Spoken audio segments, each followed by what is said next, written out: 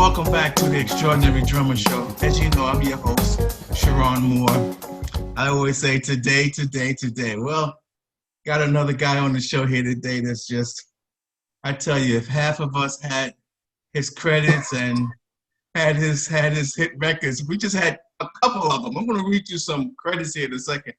But if we just had a few of this guy's hit records, we could have retired a long time ago. Let me just read you a little bit of the accolades here. He's had 29 #1 albums, 58 top 10 albums, 18 top 10 singles. Really? His credits include Adele, Billy Idol, Celine Dion, James Morrison, my favorite, Jeff Lorber. I love Jeff Lorber. Oh yeah, Lorbs. Yeah. Would you help me welcome to the show, Ash Sohan. Hey, Ash. Nice to meet you. Nice to see you. Welcome to Extraordinary Drummer Show, man. Thank you for having me. Yeah, man. We were talking about this COVID thing. I'll start that over again. How you doing with that? Are you okay over there? It's, yeah, like we were saying, you know, we were hoping at this time of the year that there'd be a little bit of light at the end of the tunnel, but it seems not. And like we were talking about, luckily I've got this little place here. There's a little bit of work coming in. I've got bits and pieces.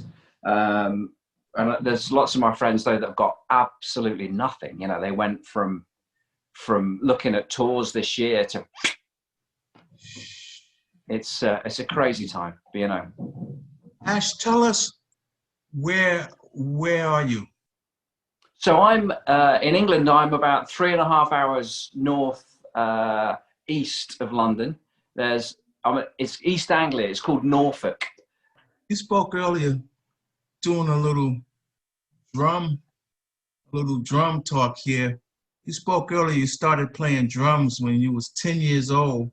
Yeah. I wanted to mention a guy, Sandy Nelson. Oh, yeah. Very important in your life. Have you ever had the chance to meet? I looked him up and saw that he's still living. He's 81 years old. Is that right? Quite possibly. I was in a record store in January. I was over in LA doing my Zildjian Live performance with Stanton Moore, and we went to a record store, and he found a load of Sandy Nelson records. So yeah, basically that started me off. My dad played me "Let There Be Drums" when I was about 10 years old, and I'd never heard anything like it. You know, put a record, you know, an actual 45, and you know that tune, right? So it's basically like a sort of surf. There's that guitar. It's basically guitar and drums.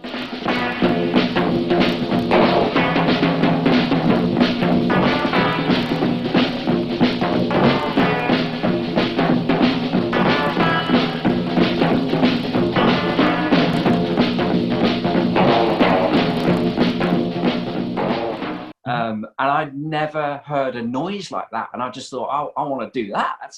It sounds really cool, you know. And then there was a girl in my class at school whose teenage brother had a drum kit, and so I would hang out with her quite a lot, if you know what I mean.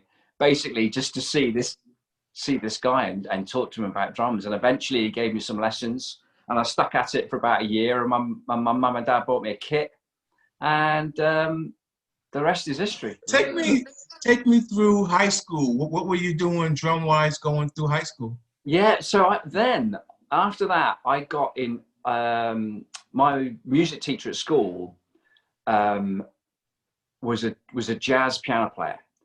Still is. He retired to the south of France, and we started a little trio. So it was me, him, and a bass player. And by about 11 years old, I was doing gigs with him. We're doing shows, you know. And I realized, you know, this is actually kind of cool, because when my dad, bless him, would drive me around to all the gigs. I couldn't get my gear anywhere. I was 11, you know. So he would take me to the gigs, but I was earning like £15 which, you know, back then was at least a month paper round. Wow. You know, so my mates that were doing on their bikes every frosty morning delivering papers had to do that for an entire month, and I'd do one gig and get the same money. And I remember thinking, this is actually quite cool, you know, and really enjoying. Obviously, the music was the bit, and then at the end, someone gave you 10 quid. It's like, wow. So, you know, it was, and I you know, really great times. So jazz, I actually got into jazz quite early on. And he showed me all Shelly Man and you know, some of the Brush guys. Then I got into big band, and my dad took me to see Buddy Rich. I met Buddy Rich when I was 14. And also that same week, I met Art Blakey. He took me to see the Messengers. And, you know, I think back at it now, my dad, you know, my dad wasn't a musician, but he realized, oh, there's certain names that keep coming up: Buddy Rich, Art Blakey, Max Roach, all these names started coming up that he kept on hearing from me and my drum teacher at the time. And if they passed through the town or near the city where we lived, he'd take me to the shows, you know, because he thought maybe this is a good idea to go and see Buddy Rich. And I can't believe it now that I saw him and I met him, you know. It's like bonkers. What was your first big break that got you started? So I moved to London when I was 21 years old. So where I grew up was in the middle of England, in the countryside. And then I went to London when I was 21 just to try and get work, you know, clubs, pubs, etc. And I also did a bit more study at a place called Drum Tech, which was in West London, a small drum teaching facility there. I was very fortunate, you know, the amount of luck that's also involved in this business of ours, you know. So the street that I moved into in London, I was walking back to my flat one afternoon with a pint of milk, and there's a guy came out of his house with a bass gig bag, and I'm like, cool, there's a bass player in my street. This is a great start, you know. I was thinking, this is going to be good, this guy. And he went over to a brand new 7 Series BMW. And this was like 2 o'clock in the afternoon. And I'm like looking at him going, hang on a minute. He's either an accountant that likes to play a bit of bass, or he's a very successful bass player. And I must have been like just gawping at him like this as he's going to his car. And he looks over and he smiles. And when he looked over to me, I recognized him. It was, I said, Mr. Palladino. And it was Pino Palladino, lived about 3 or 4 doors up from me. And then that was the beginning of a friendship that's still going now. And it was about, let me think, I met him when I was 21. About 3 years later, I'd been slowly getting jobs, working in pubs and clubs, and you know, meeting musicians and doing the whole thing in London, getting there very slowly. And I came home one day and there was a message on the voicemail on the tape thing, you know, in the old days, on the tape. And it was Pino off saying there's a Scottish band that are looking for a drummer, and would I be up for audition? And I'm like, wow, yes. So I called him straight back, and they were called Delamitri. Before I get to talking about your many great credits here, I want to talk about your style of playing. It has a certain sound, and then it has a certain look, the mechanics that you're using. So that's 2 different things. So let's do the sound first. Right. That sound it's like a gumbo, man. Your pocket has R and B under it. It has rock under it. Then it's unique. It's scattered. It's like this, but it sounds like, you know, what is that? But as far as that sort of gumbo, as you called it, that's a cool thing. I love it all. You know, I love rock and roll. Absolutely love rock and roll dearly. I love songs, but I also love instrumental music, and I love funk. And I love grooves, and I love simplicity, but I also, I like some of these guys that can do stuff that I can't, and I loved it all.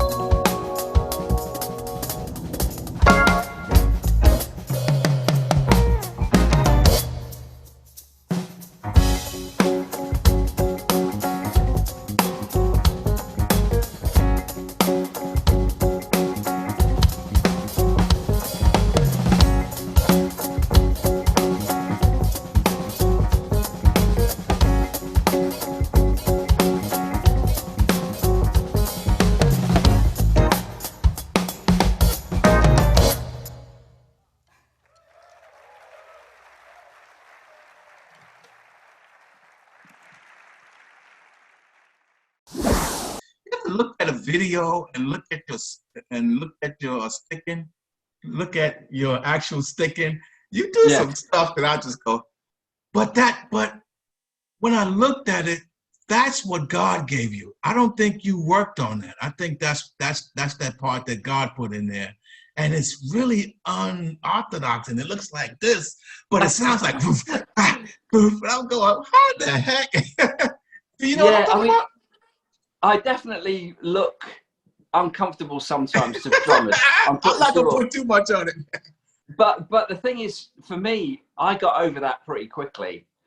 If you play in front of the mirror and it's about posture and all that, I get that. I get that posture can be really good for your playing. But there's also something about, if there's something in here, if it's going to come out, it might look a bit ugly, but it might sound cool. You know what I mean? And so I don't care if my elbow goes up and I'm pulling a face or whatever. It's what it sounds like, really, is the and I think, some of the drummers that I really like, they also didn't care what they look like, and if they're back straight or if they're breathing properly. They just played the drums and were being moved by the music that they're playing. And now I'm old enough to sort of go, oh, okay, I'm cool. It's all right. I can't change it now. We talk a little bit about your credits, and I mentioned a few. How did the Adele session come about? Yeah, well, that again is tying in with all this stuff that we're talking about, which is playing varied amounts of music, So that one, I say to younger musicians, you never know what gig you're playing, where it's going to lead to. You just never know. There might be somebody in the crew, in the band, in the management, in the audience that sees you playing and you might get another gig. And it might be like the gig that you're doing, but you just never know. So that gig, basically, there's a couple of things, but there's do you know Rick Wakeman? Yeah, yeah. From Yes, the keyboard player from Yes, right? My point is, the connection between me and Fraser, the producer of Adele's record that I played on, was a roadie for a English prog rock keyboard player. And you can't get Adele and Rick Wakeman. You couldn't get two further apart artists, but that was the magic that made it happen. If I hadn't done Rick, I wouldn't have done 21. You know, nuts. Wow. You also, you was on the Voice, that TV. Yeah. What was that like? I did. It was amazing. That was I did that for 7 years, and I quit about a year and a half ago just to concentrate on the studio. But that again was the MD of that gig is somebody that I toured with some British pop acts, and then when he got the job to MD the band, he contacted me and said, "I want you to bring your thing, you know, to the gig," and it was a reading gig. And my reading at the time wasn't great. And I said, "I'm not sure, Dave. David Tench, his name is the MD. I said, "I'm not sure. You know, my reading's not great." He said, "Look, let me send you some charts and you can have a look at them." And to be fair, most of it was relatively simple. It's pop music, so the charts were relatively simple. And I said, "Okay, let's do it." And then 7 years later, I found myself still doing it. And it's like, wow, okay, well, and 50 was coming and my studio was starting to take off here. And I decided to move on, but it was a fantastic 7 years. And again, movies. Tell me about doing the soundtracks to movies like Kung Fu Panda and Terminator. Yeah, well, so Terminator, like LA, you know, there's guys that do certain gigs and they get known for doing that certain gig. Unfortunately, they might get pigeonholed for doing that certain gig. But there's guys that did the movies, and that was a reading thing, actually. That's based on your ability to read, really. I felt uncomfortable for sure, and I still am uncomfortable when I do those sessions because it's definitely not my comfort zone. But I think if you want to grow as a musician, you've got to say yes to things that maybe you do feel uncomfortable with, because you know, what's the worst that's going to happen? They're just not going to call you. And then he did call me again. He called me for Kung Fu Panda. Ash, have you said to yourself, I want to say, have you ever pinched yourself, but I'll say, have you ever said to yourself, 29 #1 albums, 58 top 10 albums, 18 top 10 singles? Yeah, I've been pretty lucky. You know, I've been pretty lucky. Britain's a small country, you know, and I aspired very early on when I met Pino to be like him, basically, and be a productive musician. And I was very driven. I still am incredibly driven. And if you work hard in a small country like Britain and you get lucky, then some doors can open and you can get some breaks. And I think it's because, I think if I was in Los Angeles, it'd probably be like 2 #1 albums, because there's so many amazing guys there. But I think in the UK, there's some amazing guys here too, by the way, but there's less of them, thankfully. So I think that's it. It's basically geography, luck, you know, and being driven. And I still am. Let's talk endorsements. What drums are you playing? Sticks, head, so forth? Cymbals? Yeah, so I've been with Gretsch now for, I think it's about 4 or 5 years. Always had a Gretsch kit somewhere. I've still got one that I bought when I was 23 in a studio down in Surrey. And I love them. The broadcasters are what I play. Stick wise, it's Vic Firth for me. I've been playing Vic for a long time now. Remo, Zildjian I've been with for 25 years. LP now, because of the DW Gretsch thing, I play LP percussion. And yeah, I mean, I've got everything I could ever need, really. And I'm very fortunate to have those relationships with those people. And if I need something, they're always there. You know, it's great to have relationships with companies like that. Let me ask you this one. We do a thing on the show we call Word of Advice, where we ask the guests, we ask the drummer if they'll leave a word of advice for the up and coming, for the guys that's trying to get traction in this industry, in this game. What would you have to say to them? Well, I guess some of the stuff that we've talked about is be open musically. You know, don't worry that you like all music, because you might find some music one day that really suits your personality and your playing, and it will be an amazing moment when you find that feel, you know.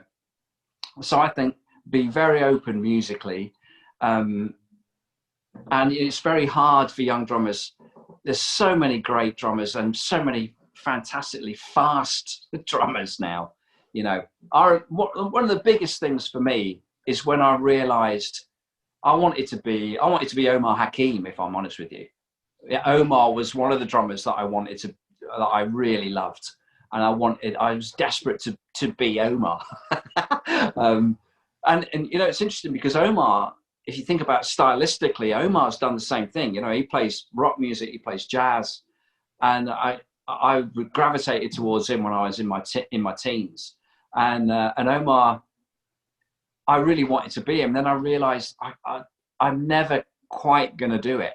But when I realized, but I can do this, the day that I realized that I had something, I was never going to be Omar Hakim, and I'm still striving. I'd love to be that fluid on the drums that guy is. But I did realize, oh no, when I play simply and I play grooves and I play time, people like that, and I seem to be getting work from that.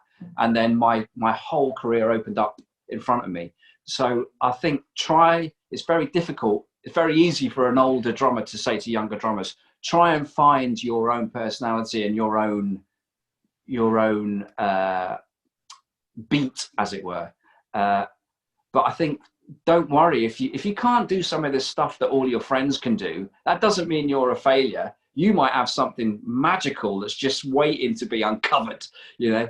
And I think, yeah, be open musically, because that might help find your own voice, you know.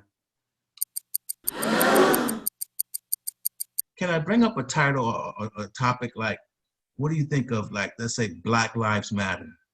Yeah. What do I think of it? Yeah. I absolutely, it's a sensitive time, because, you know, with social media, I'm very active on social media, and immediately, you know, there are people that will poke a finger at you for even trying to just speak out a little and go, look, actually, I think we should all join together and try and unite. I mean, it's been sung about. That's the interesting thing about music. It's been sung about for years. Stevie Wonder's new record, by the way, that's all he's talking about still. And it must be frustrating for Stevie that he's still singing about the same thing, trying to unify us all, you know. But on social media, there's a couple of guys. I posted something when George was killed, and straight away there's guys, what are you doing? You know, just trying to get more likes. It's like, oh my, wow. We've got a long way to change the attitude of some of these people, but I think we're getting there, you know. And Black lives do matter, you know, and it's been said a lot about music, and how if it wasn't for black musicians, we all wouldn't be doing it. And if I think about it, you know, if I did my top 10 drummers, there's probably going to be well over half of them are going to be black musicians that have influenced me and still do. And it's like we have to hold a torch up for those people still. And I think hopefully, man, after all of this blows over, that we will hopefully be in a better place. You know, I dearly hope. That's awesome, man. Well said. And is it looking as crazy to you as it is to us from seeing it from afar on TV in different places over there? Yeah, looking at it? it's happening here too, you know, but it's not so. It's not. Let's think of a word. It's not so. This is it. You have to be really sensitive with the words you choose. Basically, it is happening here, but I think that it's more apparent in America, the injustice that's going on, and it's definitely happening here too. But it just on a daily basis in America. Again, it's happening here too on a daily basis. So this is it. I feel I'm in a tricky situation, but it seems more apparent in the States. I mean, there are people dying on the streets here, but it seems in America that obviously there's more people, and there's those atrocities are happening more than they are here. But it is happening, and people are rallying behind it and supporting it too. But to watch it in the States, the thing that, you know, I'm not very old, but I'm 50 years old, so I've seen quite a bit. And like I say about Stevie, you know, it must be so just disheartening for a man like that from the 60s is still singing the same message, still trying to get the same message across, and putting music out that's still highlighting the same issues. It must be just awful, really, in some respects. But he's trying. Stevie's still trying, and you know what? That's what we've all got to do: is keep going and keep trying to make. And one day, I think there will be a time in the world where there will be proper equality. You know. Ash, thank you so very much for being on the Extraordinary Drummer Show. I'm absolutely honored. I hope you'll come back again and again.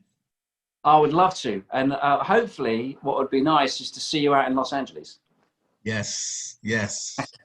Will you help us wave goodbye to everybody, to all the audience? Take it easy. Thank you again.